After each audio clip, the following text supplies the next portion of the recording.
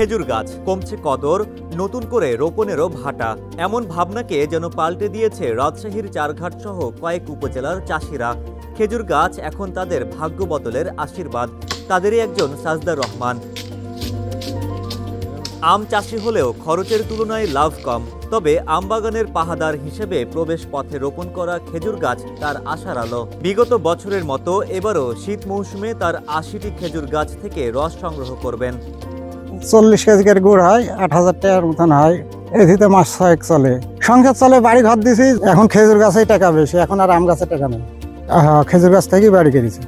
সাজদার রহমানের চেয়ে চাষি রফিকুল ইসলাম আরেক ধাপে গিয়ে আম চাষ ছেড়ে খেজুর গাছে লাভবান তিনি। জেলার সবচেয়ে বেশি খেজুর গাছ পুঠিয়া, চারঘাট ও বাঘাই উপজেলায়। আমের রাজ্যখ্যাত রাজশাহীতে নীরব রাজত্ব করতে চলেছে খেজুর গাছ। হ্যাঁ, আমার মতো অনেকে এখন আপনার হলো আমের গাছের থেকে এখন খেজুরের গাছটার পরে বেশি তারা নজর দিচ্ছে বা খেজুরের গাছ লাগাচ্ছে, যাতে ভবিষ্যতে আরও এখান থেকে আয় করা যায়। আমে এখন আর সে পরিমাণ টাকা হচ্ছে না, খরচের পয়সায় আম থেকে আসছে না, বরঞ্চ আমরা আরো লোকসানে পড়ে যাচ্ছি। নিজের গাছও আছে, অন্যের খেজুর গাছও লিজ নেন গাছিরা। মৌসুম ঘিরে রসের হাড়ি সংগ্রহ, মাটি দিয়ে চুলা তৈরি সহ নানা প্রস্তুতিতে ব্যস্ততা তাদের। মৌসুমে ৪ মাসের জন্য গাছ প্রতি মালিককে দেন প্রায় ৮০০ টাকা। একটি গাছে ২০ থেকে ২৩ কেজি রস মেলে, যা থেকে অন্তত ৯ কেজি গুড় তৈরি করা সম্ভব। খেজুর গুড়ের বড় বাজার পুঠিয়ার বানেশ্বর। অনলাইনেও বড় বাজার তৈরি হয়েছে।